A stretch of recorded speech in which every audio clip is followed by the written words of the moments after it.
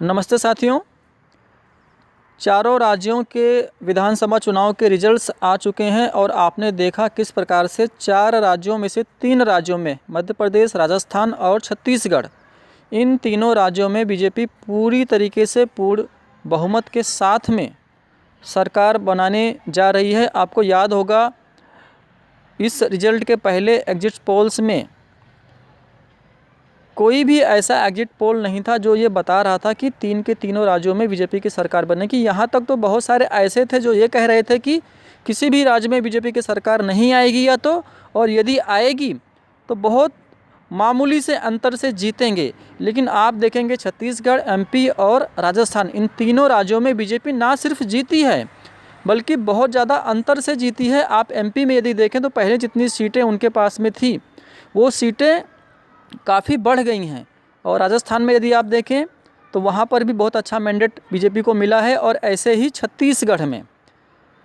तो ये जो बीजेपी समर्थक हैं उनमें काफ़ी खुशी का वातावरण है। और दूसरी तरफ जो विपक्ष है इंक्लूडिंग कांग्रेस, अब उन्हें ये समझ में नहीं रहा है कि ये सारा ठीकरा किसके सिर पे फोड़ा जाए, क्योंकि अभी तक एक गाना जो वो गाते थे कि ईवीएम हैक हो गई या ईवीएम में कुछ गड़बड़ कर ली, इस बार वो ये भी नहीं बोल पा रहे हैं। उसका कारण ये है कि इस बार के इलेक्शन में चुनाव आयोग ने, इलेक्शन कमीशन ने लगभग सभी पोलिंग बूथ्स पर वीवीपैट मशीन लगाकर दी हुई थी। अर्थात जब आप वोट करेंगे तो ना सिर्फ आप बटन दबाएंगे बल्कि आपने जिस भी पार्टी को वोट किया है, जो बटन दबाएंगे उसका जो चुनाव चिन्ह होगा उसकी एक पर्ची बगल में रखे हुए वीवीपैट मशीन में प्रिंट होगी और उसमें जमा हो जाएगी।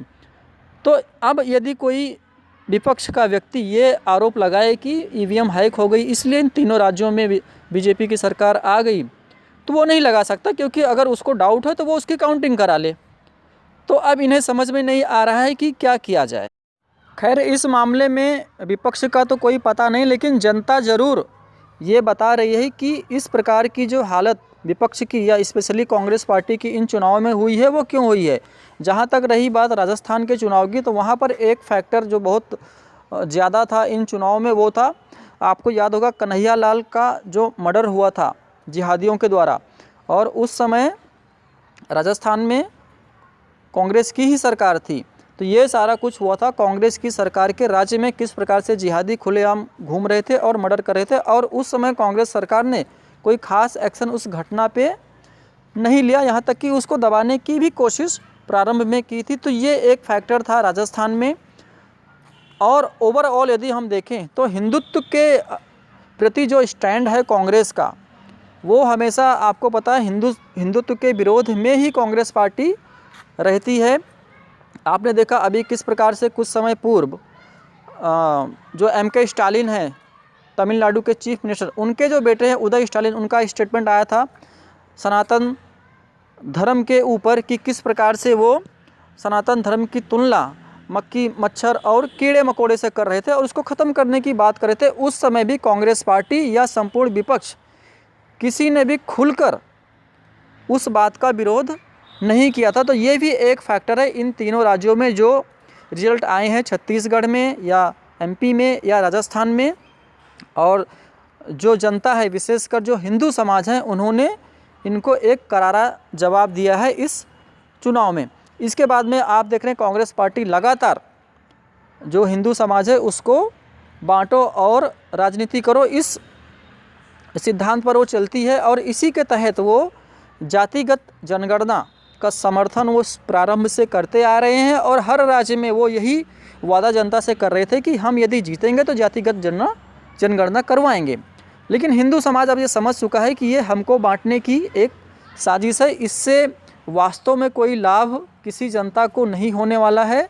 जातिगत जनगणना हो या ना हो, ये बात लोगों को समझ में आ गई है। तो ये भी एक कारण था कि लोगों ने कांग्रेस को पसंद नहीं किया। अब एक समाचार जो मीडिया में चल रहा है, और मीडिया में यदि मैं ना कहूँ तो जनता की तरफ से एक डिमांड उठ रही है कि राजस्थान में अगला मुख्यमंत्री कौन होगा। और एक नाम जो बहुत ज़्यादा अभी चर्चा में है और जिसकी मांग हो रही कि इनको मुख्यमंत्री बनाया जाए, तो उनका नाम है राजकुमारी दिया कुमारी। राजकुमारी दिया कुमारी जो हैं वो वैसे तो वर्तमान में वो सांसद हैं राजसमंद से बीजेपी की सीट से, और इसके पहले वो सवाई माधोपुर से भी विधायक रह चुकी हैं। और ये जयपुर के महाराजा सवाई सिंह और महारानी पद्मिनी देवी की पुत्री हैं, उनकी बेटी हैं। और इस बार अभी जो इलेक्शन हुआ है राजस्थान में, उसमें उन्होंने वो भी कैंडिडेट थी, विद्याधर नगर सीट से उन्होंने चुनाव लड़ा और उस सीट को उन्होंने 71,000 से ज़्यादा मार्जिन के साथ में जीता भी है आज के दिन। तो उनका नाम बहुत ज़्यादा सामने आ रहा है और एक मांग उठ रही है सामान्य लोगों के द्वारा कि उनको मुख्यमंत्री राजस्थान का बनाया जाए, क्योंकि जो पिछली भारतीय जनता पार्टी के मुख्यमंत्री थी राजस्थान में वसुंधरा राजे, उनसे लोग बहुत ज़्यादा खुश नहीं हैं, नाराज़गी भी है। और ऐसा भी कहा जा रहा है कि यदि बीजेपी ने उनके स्थान पर दिया कुमारी को पहले ही कैंडिडेट डिक्लेयर कर दिया होता तो आज जितनी सीट बीजेपी को राजस्थान में मिली है उससे कहीं ज़्यादा सीट बीजेपी को आज के चुनावी रिजल्ट में मिलती।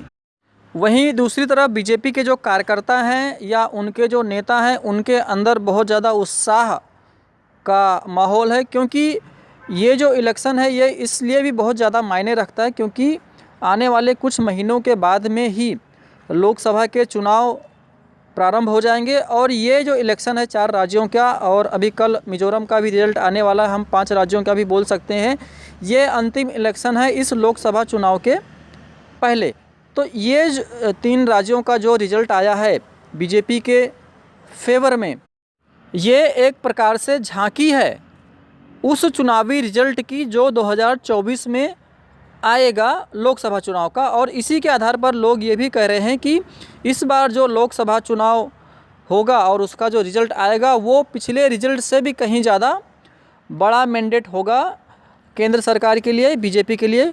तो खैर ये तो भविष्य की बात है, हम देखते हैं आगे क्या होता है। लेकिन एक बात तो आज के रिज़ल्ट से समझ में आ गई कि हिंदू समाज जाग रहा है, और कोई भी पार्टी यदि हिंदुओं के अगेंस्ट में जाएगी, उसके खिलाफ़ कुछ भी बोलेगी, तो हिंदू समाज अब उसे छोड़ेगा नहीं। विशेषकर जो नॉर्थ का जो एरिया है भारत का, यदि हम साउथ को थोड़ा सा छोड़ दें, क्योंकि आज अभी भी साउथ में बीजेपी उतनी ज़्यादा मजबूत स्थिति में नहीं है।